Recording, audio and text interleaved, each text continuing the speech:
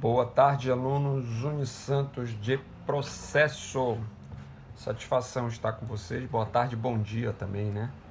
Que essa versão vai servir para os alunos da tarde e para os alunos da manhã. Essa versão vai servir para os meus alunos que eu chamo das minhas turmas originárias e os meus alunos das turmas em substituição do professor Rodrigo.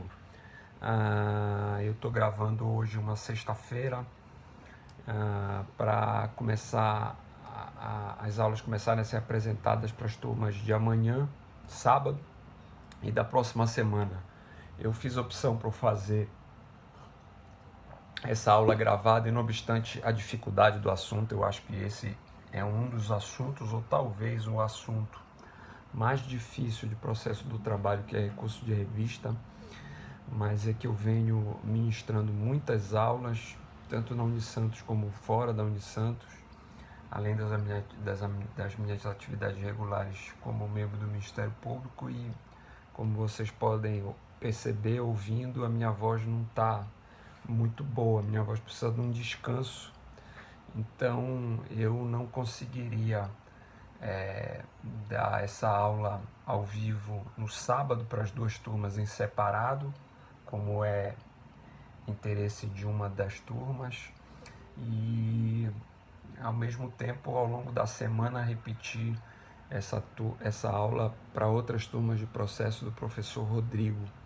Então eu optei para salvar um pouco a minha voz em fazer essa aula gravada, e vou tentar recuperar minha voz nessa semana e a partir de amanhã, reduzindo meus números de aulas e reduzindo as minhas atividades no Ministério Público. Quer dizer, no Ministério Público eu não consigo reduzir, mas as aulas, com essa estratégia de gravação, eu consigo. Muito bem, esse é o primeiro esclarecimento. O segundo esclarecimento é esse material, esse recurso de revista. Eu já tinha apresentado um material escrito para vocês na aula anterior. Pois bem, o material da aula anterior, apaguem. Simplesmente apaguem, tá? O que vai valer é o material desta aula. O material desta aula é chamado recurso de revista. Eu coloquei em vermelho, vocês vão receber a partir de amanhã. Versão final. O que vale é a versão final. A versão anterior do recurso de revista eu mudei bastante hoje. Acordei muito cedo e comecei a fazer a revisão desse material. Acho que ele ficou bem melhor do que era antes. Então, a versão anterior simplesmente desconsiderem, tá certo? E considerem essa versão mais nova, chamada de versão final.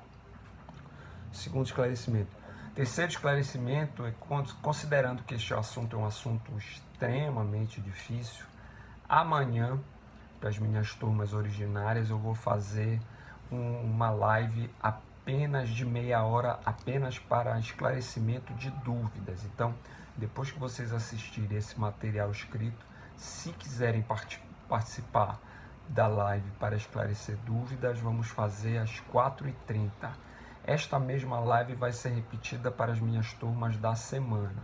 Portanto, eu só vou fazer ao vivo, fazer aula síncrona para esclarecer dúvidas depois que vocês assistirem o material gravado, se vocês tiverem interesse. Se não tiverem, não tem problema nenhum. Significa que o material gravado e o material escrito supriu as dúvidas de vocês.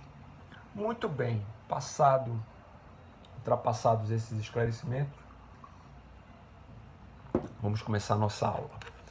A primeira parte do recurso de revista eu dividi como aspectos gerais. E aí a gente vai explicar o que significa, trazer a natureza jurídica, trazer algumas características gerais do recurso de revista. Primeira observação que a gente precisa fazer. Recurso de revista é um recurso que é movido contra a decisão de segundo grau de jurisdição decorrente de ação trabalhista advinda do primeiro grau de jurisdição. Então a gente não pode falar, por exemplo, de recurso de revista se a ação tiver competência originária nos tribunais regionais do trabalho.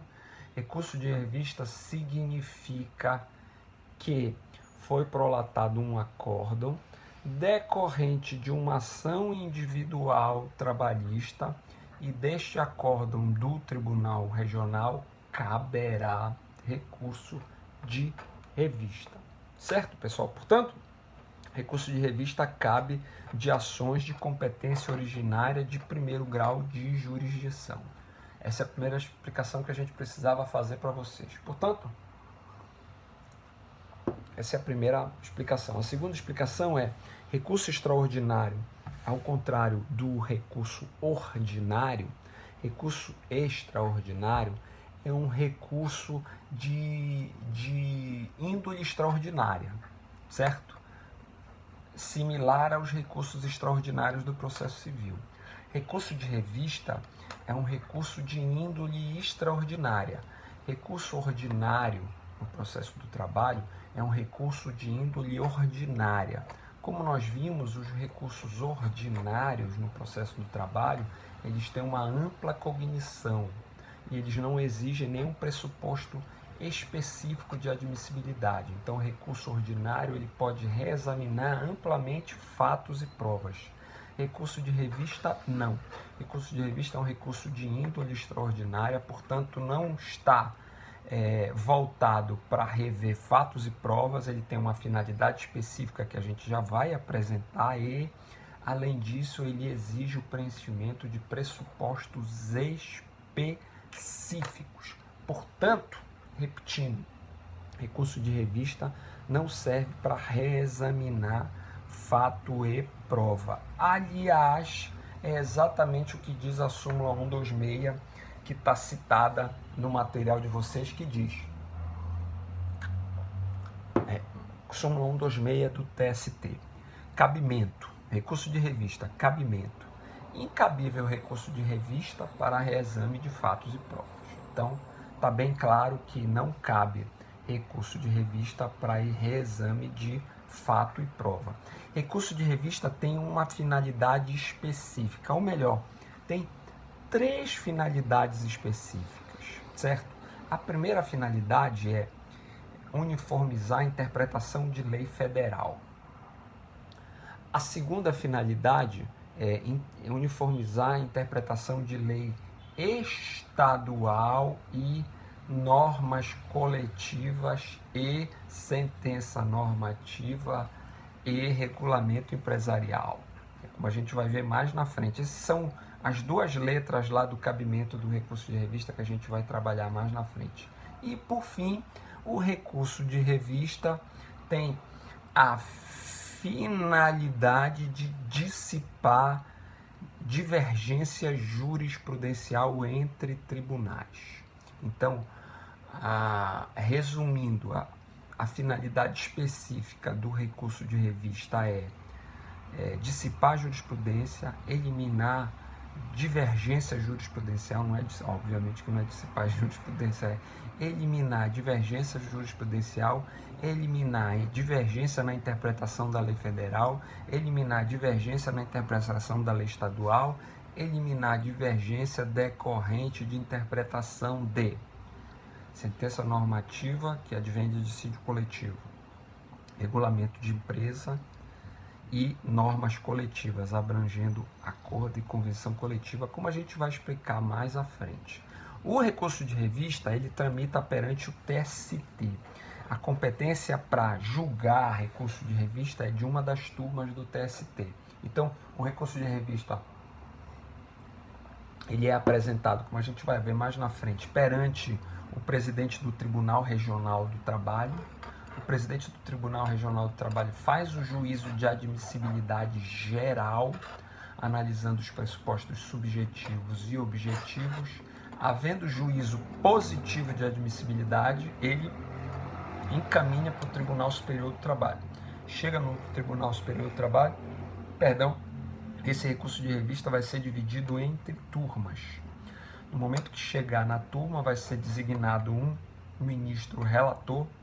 Este ministro relator vai analisar novamente os pressupostos de admissibilidade gerais e específicos, como a gente vai ver mais na frente, e depois passa a análise do mérito desse recurso de revista para julgar provido ou improvido o recurso de revista. O recurso de revista exige recolhimento de depósito recursal. Esse depósito recursal é o dobro do valor do recurso ordinário. Então, preparo de depósito recursal é dobro de recurso ordinário.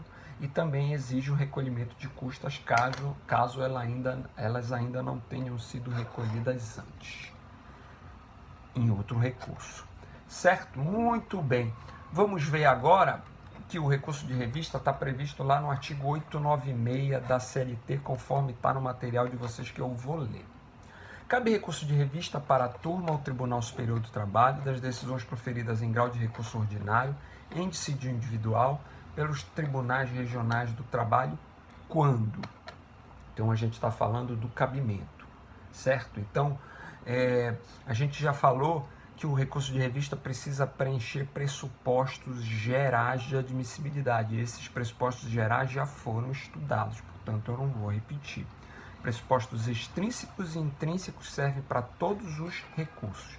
Além disso, tem 2 pressupostos específicos que o recurso de revista precisa preencher: pré-questionamento e transcendência. O pré-questionamento a gente vai trabalhar já, e a transcendência a gente vai trabalhar mais à frente. Certo? Muito bem. Antes de passar para os pressupostos específicos e também para a ideia de dialeticidade, é importante dizer que o recurso de revista ele é adotado só de efeito devolutivo, certo? Como diz o parágrafo 1º lá do 896. Muito bem, antes de falar dos pressupostos específicos, é importante relembrar para vocês a ideia de dialeticidade. Dialeticidade do recurso significa a fundamentação daquele recurso. Então, quanto mais o recurso é de índole extraordinária, mais ele precisa ser técnico, precisa ser fundamentado. Portanto, a dialeticidade do recurso de revista é nota 10. A dialeticidade do recurso ordinário, que é um recurso de índole ordinária, é nota 3, 4, só para vocês entenderem. Então, a exigência da dialeticidade para o recurso de revista é lá em cima.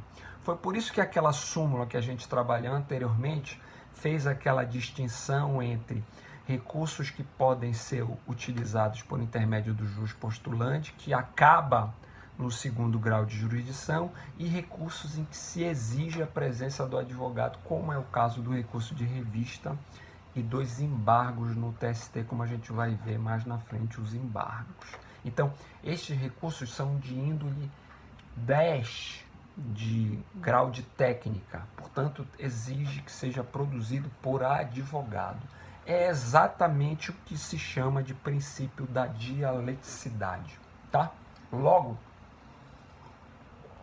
é inadmissível recurso de revista produzido por leigo. Não teria nenhuma condição de produzir um recurso de revista. Até para os advogados é um recurso desafio.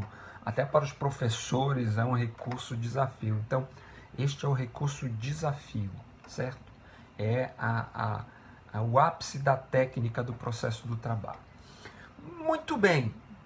Trabalhando o princípio da dialeticidade, vamos transcrever para vocês o que dispõe o artigo 896, parágrafo 1º-A da CLT, que diz: sob pena de não conhecimento, é ônus da parte. Ou seja, se não for produzido, se esses pressupostos que o parágrafo 1º dispõe não forem apresentados, o RR não vai ser nem conhecido. Então, sob pena de não conhecimento, portanto, a gente está trabalhando aqui pressupostos específicos de admissibilidade. Então, se vocês forem enxergar um recurso de revista, vocês vão ver a primeira folha, a peça de encaminhamento para o presidente do tribunal, qualificando o recorrente, apontando o recurso, registrando os pressupostos gerais de admissibilidade, o preenchimento, elencando quais são os pressupostos gerais, finalizando com a assinatura. Esta é a chamada peça de encaminhamento. Depois entra a peça das razões. A peça das razões eu abro com o direcionamento já para o Tribunal Superior do Trabalho, e na peça de de razões, eu já direciono para o TST e já começo a trabalhar o preenchimento dos pressupostos específicos aqui do 896, parágrafo 1A. Então, a primeira questão, pressuposto específico, pré-questionamento, como a gente vai trabalhar, é exatamente o que diz o inciso primeiro. Pré-questionamento a gente vai trabalhar mais embaixo no item específico, é só para trazer a ideia para vocês, tá? Então, o inciso primeiro, perdão, diz, lendo de novo, sob pena de não conhecimento, é ônus da parte indicar o trecho da decisão recorrida que consubstancia o pré-questionamento. Então, o recorrente precisa demonstrar no recurso dele qual é o trecho da decisão que ele quer questionar no recurso de revista, e este trecho precisa ter sido discutido pelo Tribunal Regional. Isto é que é pré-questionamento, ou seja, a matéria já foi discutida pelo tribunal antes. Isso que significa pré-questionamento. Vou ler o inciso para vocês entenderem. Indicar trecho da decisão recorrida que consubstancia o pré-questionamento da controvérsia objeto do recurso de revista. Ou seja, eu preciso apontar no meu RR qual é a matéria que eu quero questionar no meu recurso de revista, sendo que esta discussão já deve ter acontecido no meu recurso ordinário. Ou seja, exemplo aqui, vamos pensar em exemplo. Vamos imaginar que no recurso ordinário eu discuto a abrangência da terceirização decorrente das mudanças havidas com a reforma de 2017. Então, no meu recurso ordinário, eu defendo que a terceirização, em razão da reforma, hoje é ampla. Não se discute mais atividade, meio e fim, porque a reforma abriu a terceirização para qualquer atividade. Contudo, o meu acórdão recorrido sustenta que, não obstante essa mudança da legislação, ainda hoje se aplica o que diz a súmula 331 do TST, que define a possibilidade de terceirização apenas para as atividades chamadas meio e não para atividades chamadas fim. Então, atividades meio não são atividades finalísticas, certo? Então, no escritório de advocacia, a informática é atividade meio, a advocacia é atividade fim. Então, em tese, de acordo com a lei anterior, eu só poderia terceirizar a advocacia. Já na lei atual, eu posso terceirizar tudo, posso inclusive terceirizar a atividade de advocacia. Então, no meu recurso, no acórdão originário lá do TRT, o TRT disse, olha, só é possível terceirizar a atividade meio. Essa foi a discussão. Tá? Então eu fui sucumbente porque eu queria terceirizar tudo. No meu recurso de revista, o que é que eu vou precisar fazer? Eu vou precisar indicar aquele trecho daquela discussão que aconteceu pelo Tribunal Regional, dizendo, olha, não cabe terceirização de todas as atividades, porque a súmula diz isso, etc. Então a lei precisa ter uma interpretação conforme a Constituição. Então essa é a discussão que aconteceu no Tribunal Regional, que eu quero levar para o TST em forma de recurso de revista. Eu espero que vocês tenham entendido. Inciso segundo, indicar de forma explícita e fundamentada contrariedade a dispositivo de lei, súmula ou orientação jurisprudencial do TST que conflite com a decisão regional. Vou continuar no mesmo exemplo para vocês entenderem. Esta discussão envolvendo terceirização viola o artigo 6º da Lei 6.019, ou melhor, viola o artigo 4º da Lei 6.019, porque o artigo 4º da Lei 6.019, modificado pela Lei da Reforma de 2017, abriu a terceirização de forma ampla e restrita. Esse é o que diz o 4º. O acórdão que eu estou recorrendo confere uma interpretação ao 4º que diz, o 4º tem que ser lido em conjunto com a súmula. Logo, a divisão continua, deve ser feita entre atividade, meio e fim. Então, eu recorrente vou ter que demonstrar explicitamente a violação do artigo 4º-A em razão de trecho do acordo que caminhou neste sentido. Então eu tenho que demonstrar para o TST, primeiro, que essa questão já foi discutida e demonstrar qual é o dispositivo legal, ou quais são os dispositivos legais explicitamente, de maneira fundamentada, que estão sendo violados. Sendo que eu tenho que demonstrar de maneira fundamentada individualmente a violação de cada dispositivo. Então eu digo que está sendo violado o 4º-A em razão disso, está sendo violado o 4º-B em razão disso, está sendo violado o 4º-C em razão disso. Isso aqui é a indicação de forma explícita e fundamentada desses dispositivos. Certo, pessoal? Muito bem? Muito bem. Isso que eu falei se mistura com o inciso 3º que eu ainda não falei.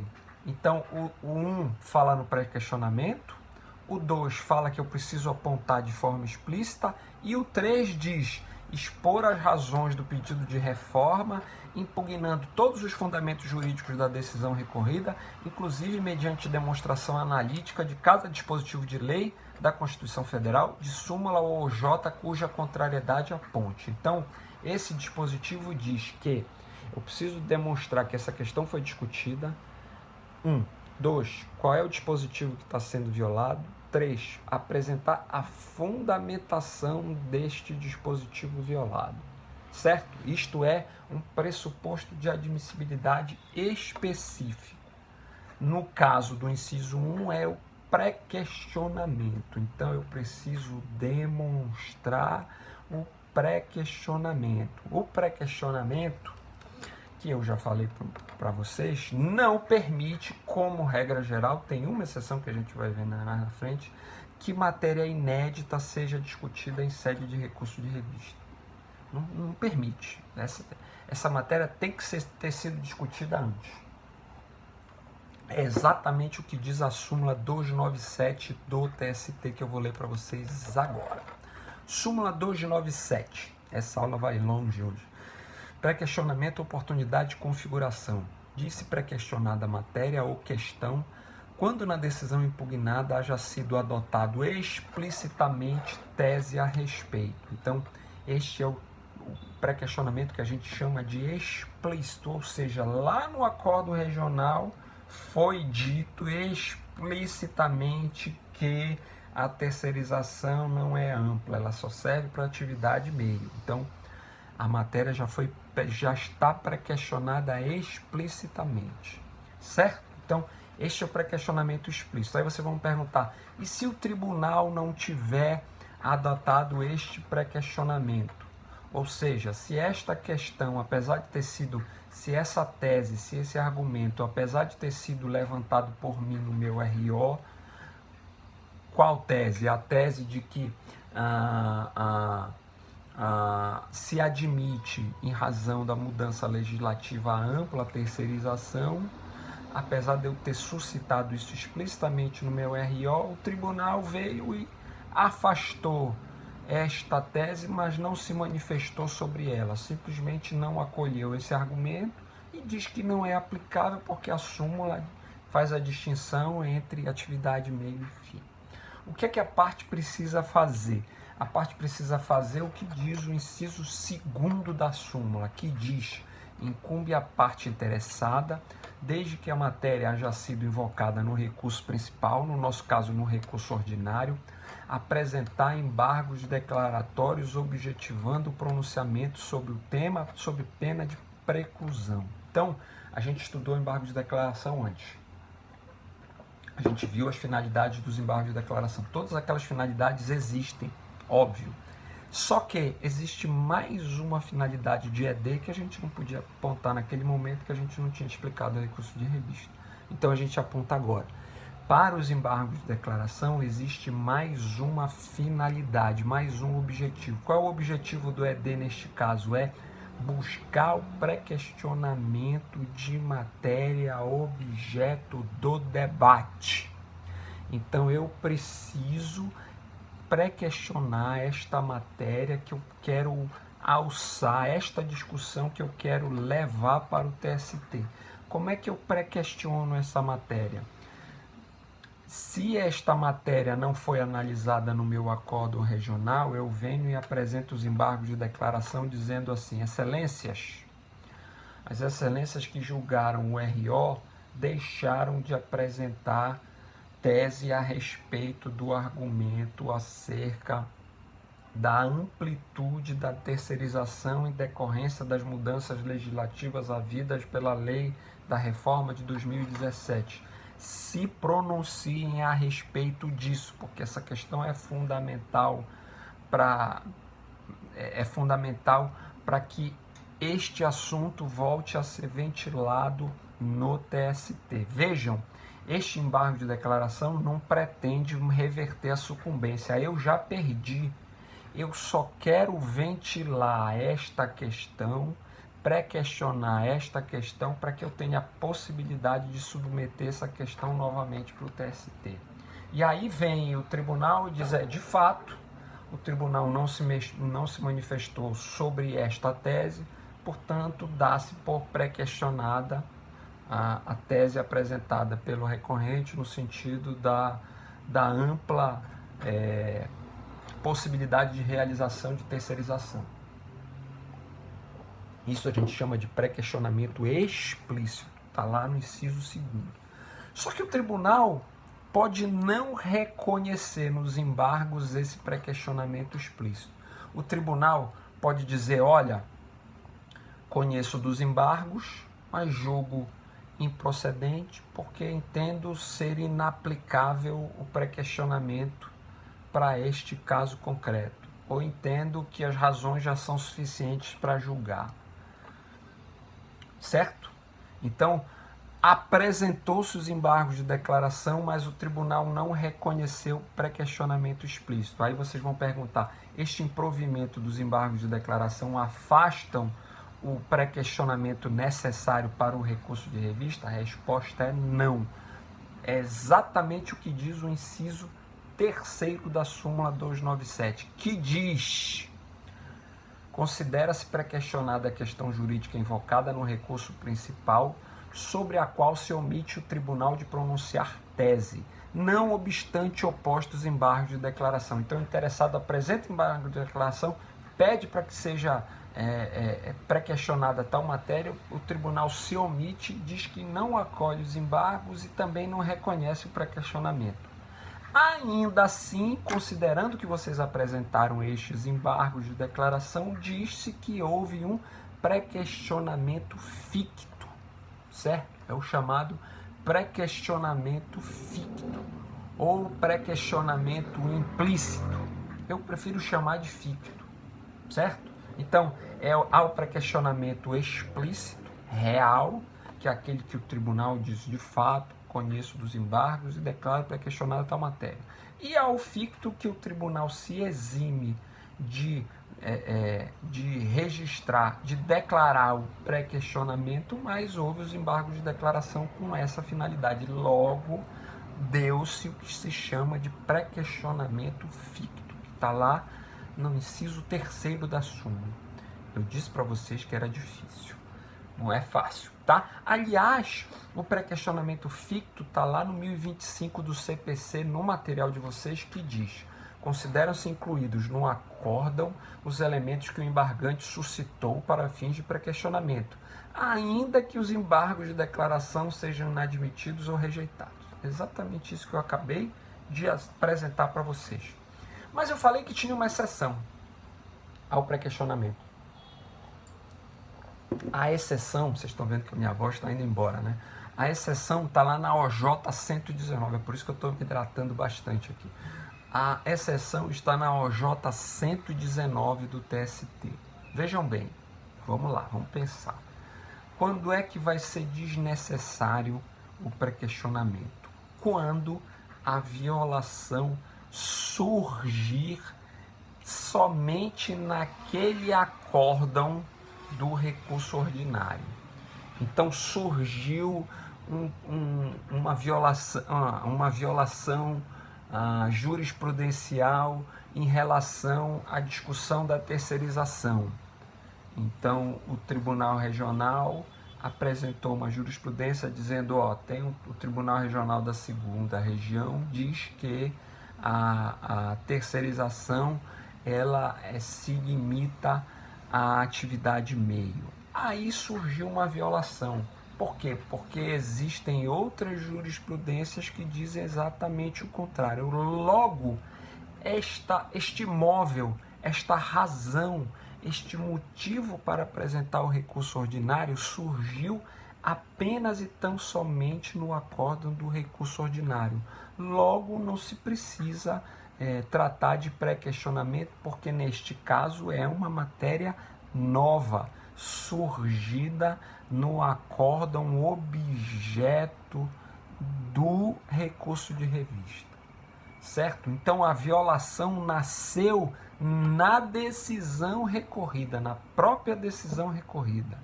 Vejam o que diz a OJ 119 do TST. Pré-questionamento inexigível. Violação nascida na própria decisão recorrida. Súmula 297, inaplicável.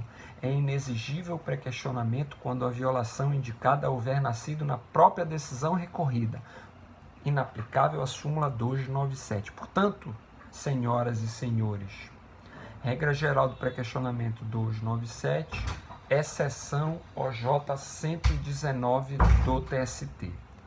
Regra geral, súmula 297 do TST, exceção OJ 119 do TST. Tá certo? Muito bem. Vamos agora para as hipóteses de cabimento. Eu disse que era difícil. Do recurso de revista. Tem 3 hipóteses de cabimento. Vamos trabalhar as 3. A primeira hipótese trata de divergência jurisprudencial envolvendo lei federal. Vou ler devagar para vocês. Letra A do artigo 896. Letra A. Derem ao mesmo dispositivo de lei federal interpretação diversa da que lhe houver dado outro Tribunal Regional do Trabalho, no seu pleno ou turma. Portanto, tem um Tribunal da Segunda que conferiu uma interpretação X à questão da amplitude da terceirização. Tem um Tribunal Regional do Trabalho da 8ª Região, Pará, que conferiu uma interpretação Y em relação à lei federal número tal. Vou mudar para vocês entenderem melhor. Existe uma lei federal que trata de terceirização, que é a lei 6.019, certo? Senão vocês vão entrar na hipótese 3. O meu exemplo anterior é da hipótese 3. Esqueçam. Hipótese 1. Tribunal Regional do Trabalho confere uma interpretação X à lei de terceirização, a lei 6.019, com as alterações decorrentes da lei da reforma. Interpretação X, dizendo, por hipótese, que a terceirização no Brasil é ampla e restrita. Tribunal da Segunda Região. Tribunal da 8ª Região vem e confere a este mesmo dispositivo da lei federal interpretação completamente diferente, para dizer, Tribunal da 8ª reconhece que este dispositivo de lei federal, não obstante a sua redação clara, implicitamente faz a distinção entre atividade, meio e fim. Tese maluca que eu criei aqui, certo? Portanto, houve uma divergência entre tribunais regionais acerca de uma lei federal. O A também se aplica quando o Tribunal da Segunda divergir de uma decisão da SDI do TST. Então, o Tribunal da Segunda diz que essa lei federal caminha no sentido da amplitude. A SDI do TST diz que esta lei federal caminha no sentido da restrição. Configurou uma divergência aí. Cabe recurso de revista. É exatamente o que diz o A. O A diz, derem ao mesmo dispositivo de lei federal interpretação diversa da que houver dado outro Tribunal Regional do Trabalho, ou no seu pleno ou turma, então tribunais regionais, tanto do pleno como de turmas, ou SDI, ou contrariem súmula de jurisprudência uniforme dessa corte. Então, vamos imaginar que um Tribunal Regional do Trabalho certo? Contraria a súmula vinculante número 15 do STF. Vamos imaginar que um Tribunal Regional do Trabalho contraria a súmula 331 do TST. Hipóteses para cabimento de recurso de revista lá na letra A, certo? Ufa, deu para entender? Então, a letra A se complementa com o parágrafo 7º-A, que diz: a divergência apta a ensejar o recurso de revista deve ser atual. Então, tem que ser algo que esteja sendo discutido agora, não se considerando como tal ultrapassada por súmula do TST ou do TSTF ou superada por iterativa e notória jurisprudência do TST. Então, tem que ser uma discussão atual envolvendo divergência de interpretação de lei federal. Certo, pessoal? Esta divergência precisa ser demonstrada explicitamente. Lembra que nós trabalhamos lá o 7A, que dizia, o 1A, perdão, que dizia que a demonstração dessa divergência precisa ser demonstrada explicitamente, certo? E o 7A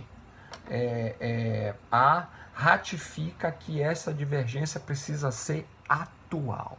Certo, pessoal? Muito bem? Eu espero que vocês tenham entendido. Então, esta é a A.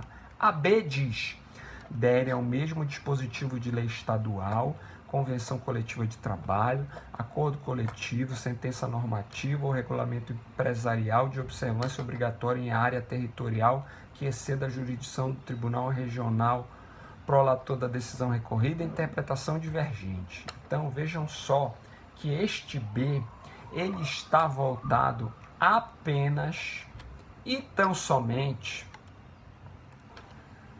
para tribunais distintos dentro de uma mesma região, certo? Então, este B é só para São Paulo. Por quê? Vejam bem o que diz, ó. Derem ao mesmo dispositivo de lei estadual, vamos imaginar, lei estadual paulista, convenção coletiva de trabalho abrangendo o estado de São Paulo, acordo coletivo de trabalho abrangendo o estado de São Paulo, sentença normativa abrangendo o estado de São Paulo, regulamento empresarial abrangendo o estado de São Paulo. Portanto, estes dispositivos que eu acabei de citar se aplicam tanto na segunda região, São Paulo, quanto na 15ª, Campinas. Neste caso, pode haver divergência de interpretação desses instrumentos envolvendo a segunda e a 15ª.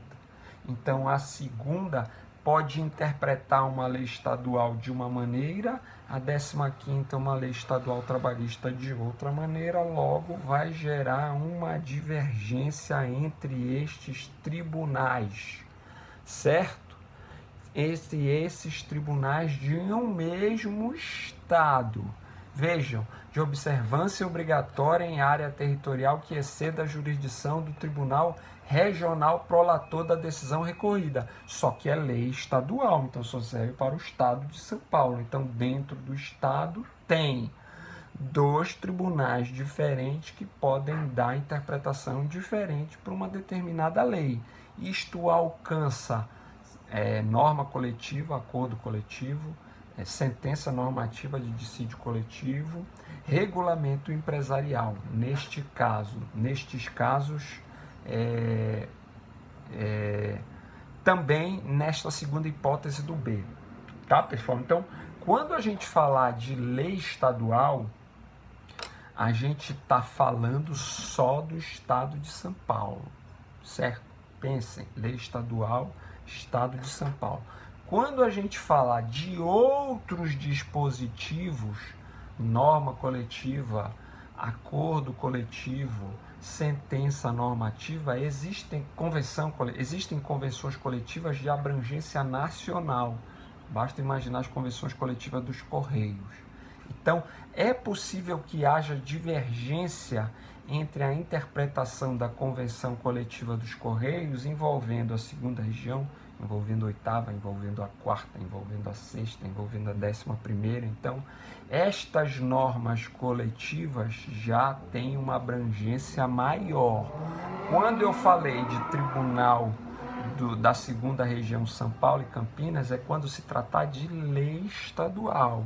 Todos os demais dispositivos podem ter conflito entre tribunais regionais diferentes, certo? Esta é a segunda hipótese. A terceira hipótese é, vamos lá, aqui eu já expliquei.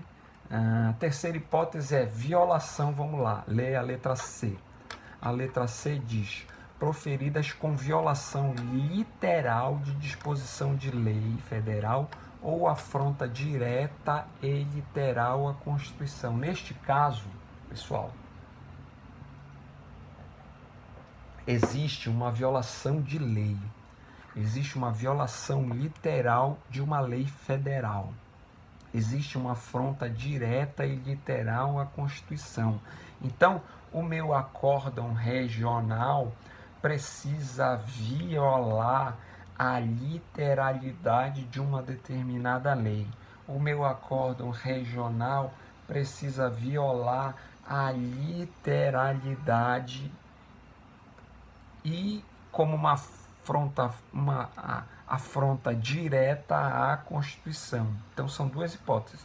Violar literalmente a disposição de lei e afrontar direta e literalmente a Constituição. Então, a decisão do Tribunal Regional precisa violar diretamente o artigo 4º da Lei de Terceirização, da Lei 6.019, que é o regime geral de terceirização. E esta discussão da afronta direta precisa já estar apresentada. Lembre do pré-questionamento. Então, pré-questionou, se discutiu aqui, constatou que houve afronta direta e literal a este dispositivo de lei federal. Esta discussão já foi apresentada pelo regional. O regional disse que não houve afronta. Eu vou lá e apresento o recurso de revista com base no item C.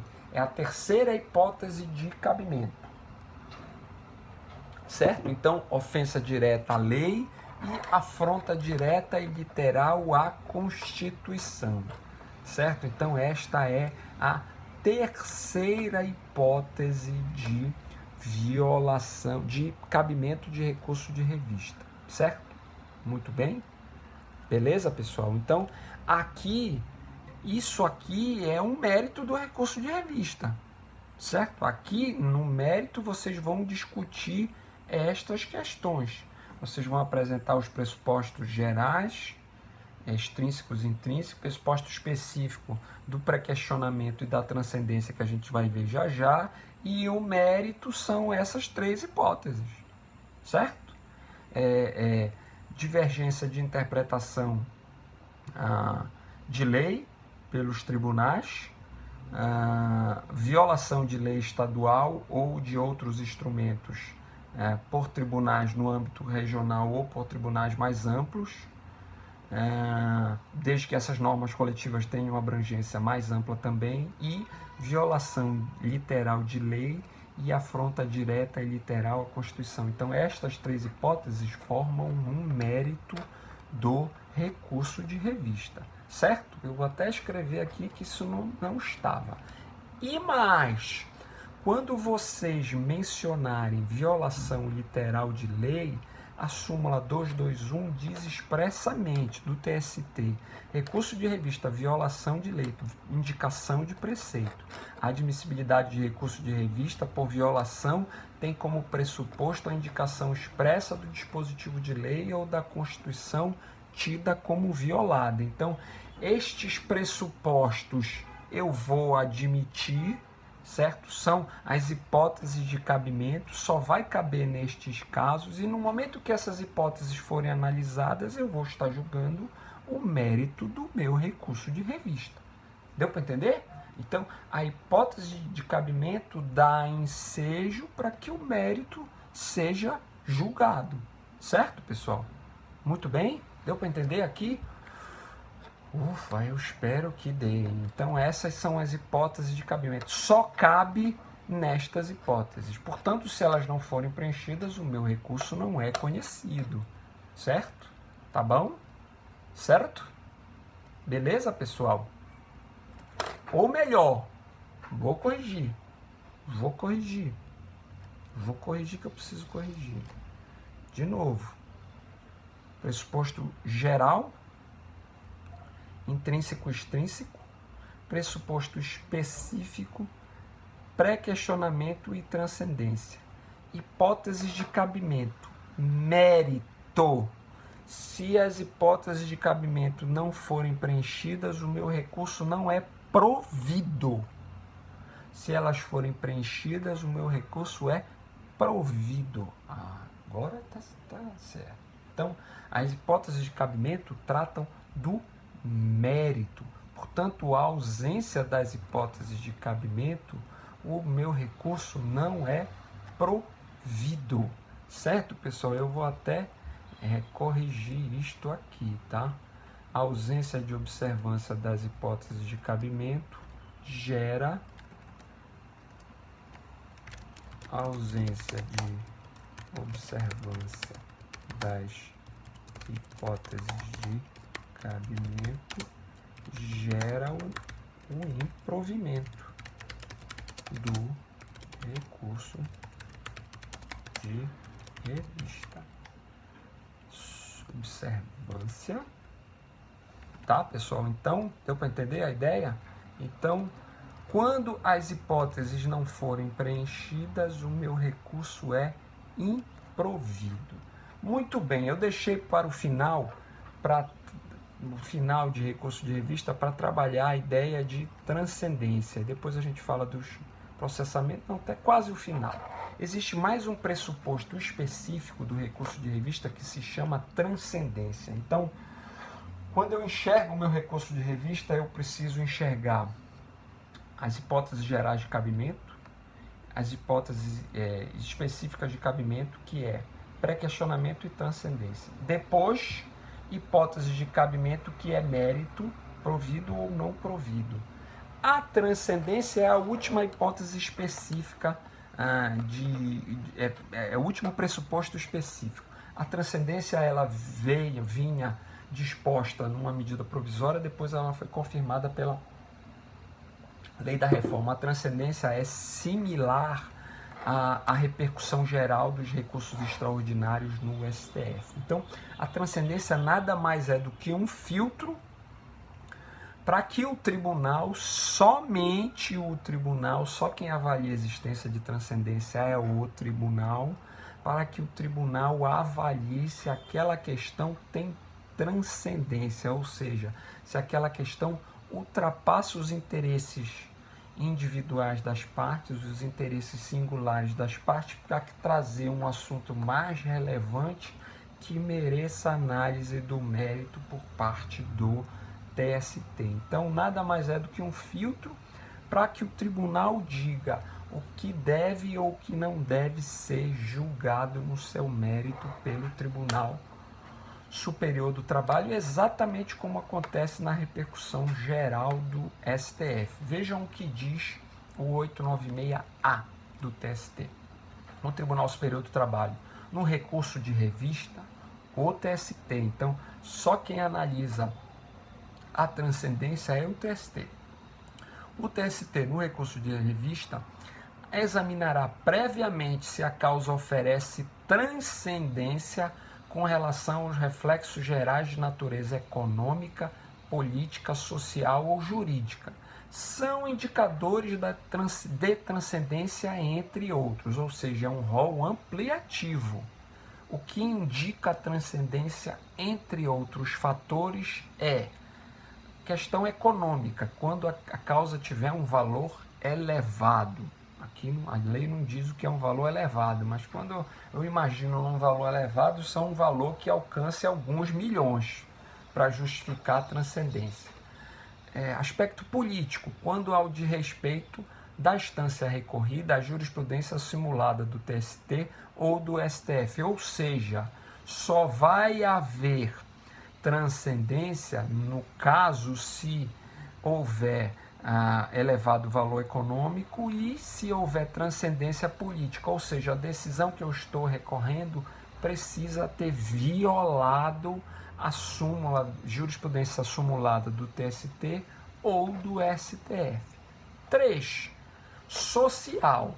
Se a postulação por reclamante recorrente de direito social constitucionalmente assegurado, ou seja, existem aqueles direitos sociais que são previstos lá na Constituição, lá no rol lá do artigo 7º até o artigo 11, são chamados direitos fundamentais laborais. A CLT está dizendo que só vai haver transcendência na modalidade social se for afirmada a violação de um desses direitos fundamentais laborais. Por exemplo, direito à livre associação sindical.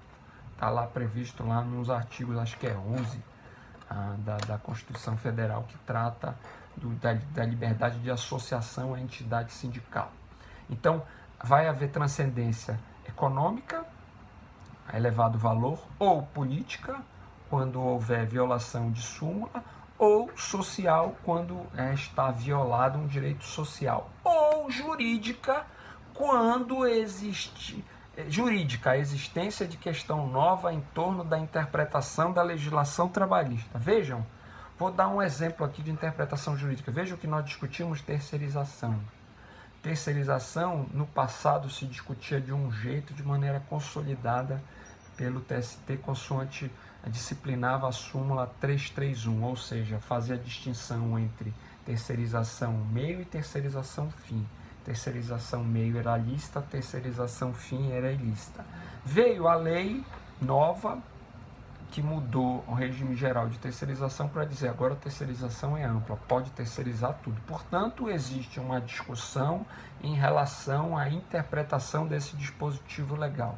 Será que esse dispositivo legal quis dizer isso mesmo? Será que esse dispositivo legal precisa ser examinado em consonância com outros aspectos do direito trabalhista, inclusive com o que diz a súmula 331, que foi revogada há pouco tempo, um item dela só, ela ainda existe?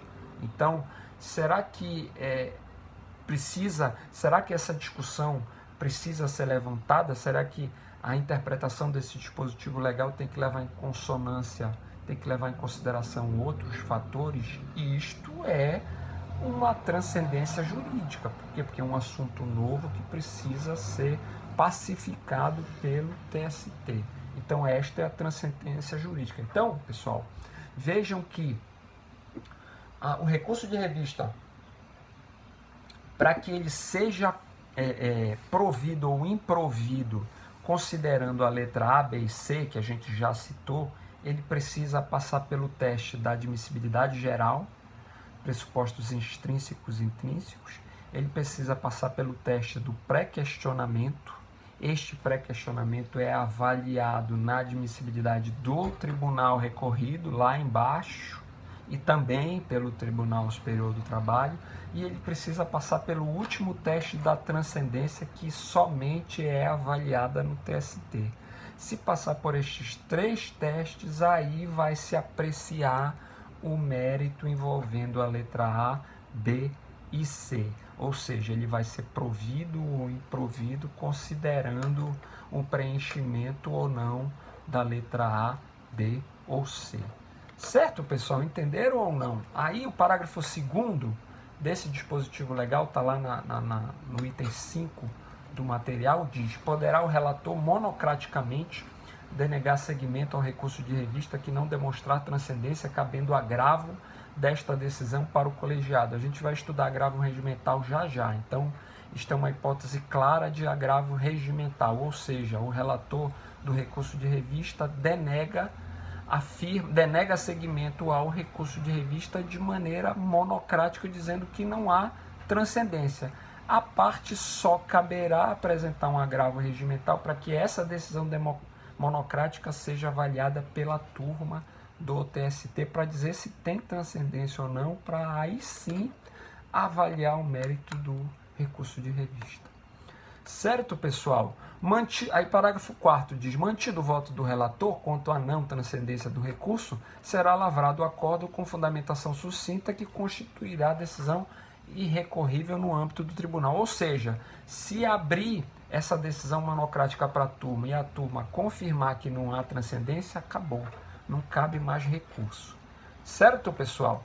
Aí o parágrafo 6º diz: o juízo de admissibilidade do recurso de revista exercido pela presidência dos tribunais regionais do trabalho limita-se à análise dos pressupostos intrínsecos e extrínsecos do apelo, não abrangendo o critério da transcendência das questões nele veiculadas. Exatamente o que eu falei antes.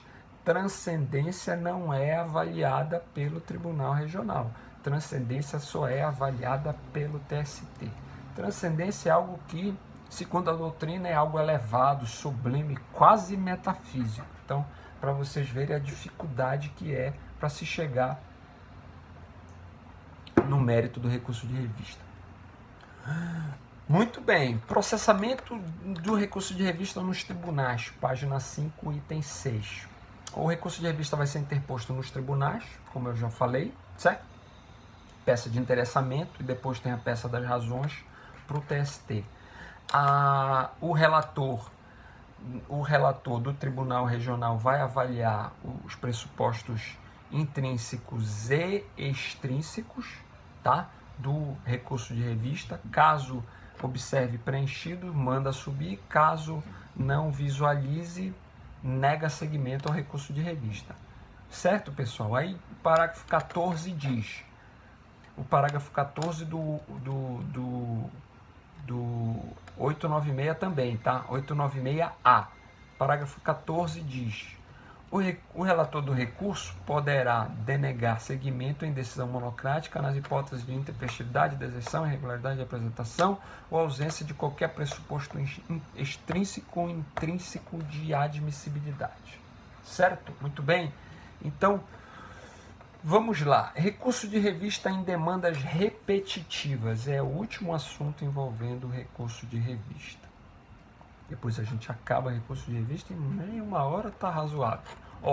Demanda repetitiva é o seguinte. Vamos imaginar, aí é o que diz o artigo 896B e C da CLT. O 896B diz: aplica-se o recurso de revista no que couber as normas do CPC relativas ao recurso extraordinário e especial repetitivo. Então, o recurso de revista repetitivo é a mesma, segue a mesma regra do recurso extraordinário e do recurso especial repetitivo, que, se vocês não estudarem no processo civil, vocês ainda vão estudar. Recurso repetitivo nada mais é do que o seguinte: quando existe diversos recursos de revista tratando sobre a mesma questão de direito, então vamos imaginar que exista no Brasil diversos recursos de revista tratando sobre os limites da abrangência da terceirização, de acordo com a interpretação do artigo 4C do regime geral de terceirização. O tribunal pega um recurso de revista desse, que é o que chama de recurso por amostragem, pega uma amostra, julga este recurso de revista de uma maneira e diz assim: para este assunto eu aplico a seguinte tese, a tese de que a terceirização é ampla, abrangendo atividade meio e fim. Portanto, esta decisão aqui vai alcançar todas as decisões, todos os recursos que discutem esta questão, certo? Vamos ler o que diz o 896C para vocês entenderem. Quando houver multiplicidade de recursos de revista fundados em idêntica questão de direito, a questão poderá ser afetada à seção especializada de dissídio individuais ou ao tribunal pleno, por decisão da maioria simples de seus membros, mediante requerimento de um dos ministros que compõe a seção especializada, considerando a relevância da matéria ou a existência de entendimentos divergentes entre os ministros dessa seção ou de turmas do tribunal. Então, esta discussão dos limites da terceirização tem decisão divergente de tribunal regional, tem decisão divergente do próprio TST. Então, quando chega uma questão desta, uma nova ação, um novo recurso sobre esta questão, o que é que o relator pode decidir? Opa, isto aqui já foi decidido no TST de uma maneira. Esta questão também é uma discussão ampla em muitos tribunais regionais. Essa matéria é relevante. O que é que ele faz? Ele confere o regime de recurso de revista repetitivo, ou seja, ele vai, esta questão vai ser levada à sessão especializada de dissídios individuais ou ao tribunal pleno, por maioria de decisão daquela turma. Um ministro da turma achou aquilo, disse, olha, eu acho que isso precisa de um regime de recurso de revista repetitivo. Todos os, ou a maioria dos integrantes daquela turma concordou. Então, este recurso vai ser alçado à sessão especializada de dissídios individuais ou ao tribunal pleno, para que o tribunal pleno ou a sessão especializada de dissídios individuais confira uma decisão que vai ser uniforme para todo mundo. Ou seja, a partir do momento que se decidir aquele recurso de revista repetitivo de uma maneira, aquela decisão vai atingir tanto o TST como os demais tribunais regionais, como se fosse um efeito dominó, certo? Muito bem. É exatamente o que diz o parágrafo 1º. Aí o parágrafo 4º diz que caberá ao presidente do tribunal de origem admitir um ou mais, os quais serão encaminhados ao TST, ficando suspenso, o relator do Tribunal Superior poderá determinar a suspensão dos recursos de revista ou de embargo que tenham como objeto controvérsia idêntica do recurso afetado como repetitivo. Então, aquele recurso repetitivo, o relator daquele recurso repetitivo pode determinar a suspensão do trâmite de todos os recursos que estão tramitando envolvendo aquela questão, tanto no TST como nos tribunais regionais. Então, há como se fosse um efeito paralisante no trâmite desses recursos, para que se espere a decisão do Tribunal Pleno do TST, e o Tribunal Pleno vai fixar uma tese, e essa tese vai ser aplicada para todos os demais recursos pendentes. Ufa, 1 hora de recurso de revista rapidíssimo. É um panorama bastante razoável, pessoal, de recurso de revista. É um assunto espinhoso demais, por demais da conta. É por isso que a gente vai abrir uma live na aula de amanhã, nas aulas de amanhã e nas aulas ao longo da semana, para a gente tirar as dúvidas que surgirem em relação ao recurso de revista. Muito bem, vamos trabalhar agora o agravo regimental. O agravo regimental eu já até falei anteriormente. O agravo regimental é um recurso que foi criado no âmbito dos tribunais regionais, inclusive no âmbito do Tribunal Regional do Trabalho, dos tribunais regionais e do TST, que servem para que decisões monocráticas sejam destrancadas. Então, tem uma decisão monocrática trancando o segmento de um recurso. Tem uma decisão monocrática indeferindo liminar em sede de mandado de segurança no Tribunal Regional do Trabalho. Este indeferimento de liminar pelo juízo relator do mandado de segurança dessa decisão que indeferiu a liminar, cabe agravo regimental. Qual é a finalidade? A finalidade é para que esta decisão monocrática seja alçada para o conhecimento da turma, para que a turma exerça o que se chama de princípio da colegialidade, que é o princípio íncito a todos os tribunais, ou seja, decisões coletivas. Então, se a parte não concordar com o resultado da decisão monocrática, ela tem o direito de recorrer de forma regimental para que esta decisão monocrática seja alçada ao conhecimento das turmas. Há poucos anos, esse agravo regimental ele era previsto só nos regimentos internos. O novo CPC, que já não é tão novo assim, aliás, no processo do trabalho, existiam regramentos específicos sobre agravo regimental, e eu cito um caso aqui. O artigo 709.1 da CLT dizia que das decisões monocráticas de corregedores de medidas correcionais cabia agravo regimental para a turma do TST para uma determinada turma ou para uma determinada sessão do TST para que aquela decisão monocrática fosse submetida ao princípio da colegialidade. Então, para casos específicos havia previsão de agravo regimental, como é esse caso da correição e como é o caso do mandado de segurança em muitos regionais. Só que o CPC regulou ou apresentou um regramento sobre agravo regimental que no processo civil chama de agravo interno. Então, os puristas do processo do trabalho continuam chamando de agravo regimental. Só que o próprio regimento interno do TST, em alguns momentos, já chama o que se chamava antigamente de agravo regimental de agravo interno. Então, hoje no processo do trabalho, para que as suscetibilidades dos processualistas, dos puristas do processo do trabalho não seja afetada, chama-se de agravo regimental ou agravo interno. O regramento do agravo interno do CPC está lá no 1021, que está lá no nosso material, página 6, que diz: contra a decisão proferida pelo relator, caberá agravo interno para o respectivo órgão colegiado, observadas quanto ao processamento as regras do regimento interno do tribunal. Então o CPC chama, de agravo interno, e o processo do trabalho chama de agravo regimental, e em alguns momentos também já chama de agravo interno. Muito bem, neste agravo regimental não cabe preparo, então não cabe nem depósito recursal e nem pagamento de custas, certo, pessoal?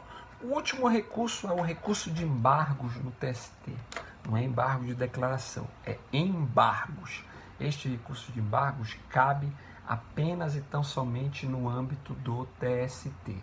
O recurso de embargos está previsto lá no artigo 894 da CLT, que diz: no TST cabem embargos no prazo de 8 dias. Tem duas modalidades de embargos. Eu só vou analisar uma aqui, porque a primeira modalidade de embargo chama-se de embargos infringentes e trata especificamente de questão envolvendo dissídio coletivo. Como a gente ainda não estudou dissídio coletivo, eu não vou explicar para vocês o que é embargos infringentes, certo? Embargos infringentes é a classificação da doutrina. A legislação só chama embargos. A doutrina veio e fez a distinção. O inciso primeiro é embargos infringentes e o inciso segundo se chama de embargos de divergência. Os embargos infringentes do inciso primeiro, como eu falei para vocês, eu não vou trabalhar com vocês porque isso é matéria de dissídio coletivo e a gente não trabalhou dissídio coletivo, então vai ser difícil a compreensão. Então eu só vou trabalhar os chamados embargos de divergência pela doutrina, porque a lei só chama de embargos, estão previstos lá no inciso 2º do artigo 894, que diz: 894 caput diz: no TST cabem embargos no prazo de 8 dias. O inciso primeiro traz o embargo infringente, que eu não vou explicar, e o inciso segundo traz o que se chama de embargos de divergência, que diz: das decisões das turmas que divergirem entre si ou das proferidas pela SDI ou contrárias à súmula orientação jurisprudencial do TST ou súmula vinculante do TST. Então, embargo de divergência é quando existir divergência entre as turmas do TST, é quando existir divergência entre a turma e a SDI do TST, é quando a turma contrariar o que diz súmula do TST ou o que diz súmula vinculante do STF. Então, decisão de turma divergente com outra turma, embargo de divergência. Decisão de turma divergente com decisão da SDI, embargo de divergência. Decisão de turma divergente de súmula do STF, súmula vinculante do STF, embargo de divergência. Decisão de turma divergente de súmula do TST, embargo de divergência. Então, a finalidade dos embargos é pacificar A divergência jurisprudencial havida no TST. Aí vocês vão perguntar assim, mas esse embargo de divergência vai para quem se eu já estou no TST? Esse embargo de divergência eu vou apresentar os embargos e vou dirigir para o presidente da turma do TST na admissibilidade, certo? Então, a petição dos embargos, eu vou pegar uma decisão de turma e no meu direcionamento, eu vou dirigir para o presidente da turma do TST, que faz o juízo de admissibilidade e depois ele manda para a SDI julgar. Entenderam? Certo? Então, a decisão de turma do TST, eu vou apresentar recurso de embargos e vou encaminhar este recurso de embargos na minha peça de encaminhamento para o presidente da turma tal que proferiu aquela decisão. E o presidente da turma tal vai fazer o juízo de admissibilidade, positivo ou negativo. Caso positivo, ele manda para o presidente da SDI, que vai designar um relator que vai julgar aqueles embargos e aquela decisão vai pacificar a jurisprudência do TST em relação àquele assunto. Olhem o que diz o artigo, eu fui buscar o regimento interno do TST para vocês, olha o que diz o artigo 260 do regimento interno do TST. Compete ao presidente da turma exercer o juízo de admissibilidade dos embargos, a subseção 1 da seção especializada de dissídios individuais. Então, peça de encaminhamento para o presidente da turma e a peça de razões, ela é dirigida para o presidente da SDI. Esses são os embargos de divergência. E no momento que esses embargos são decididos, a ideia é pacificar a existência de divergência existente no tribunal, ou entre turmas e SDI, ou entre turmas e súmula do TST, ou entre turmas e súmula vinculante do STF. Ufa, cansei. Tá certo, pessoal? Então, esta é a missão. Dou por encerrado os recursos em espécie. Trabalhamos todos, vocês vão ver que todos têm no material de vocês, com exceção do agravo de petição, que é um recurso que é trabalhado em sede de execução, portanto não dá para a gente trabalhar neste momento, porque a gente ainda não entrou em execução. Então, dou por encerrados os recursos em espécie, espero que vocês tenham compreendido, eu fiz de tudo para que vocês compreendessem, como vocês podem ver a matéria é bastante complicada, difícil, e ao longo dos dias aí a gente vai tirando as dúvidas que vocês tiverem após vocês acompanharem o material que está sendo produzido neste exato momento. Agradeço a atenção, muito obrigado e até a próxima.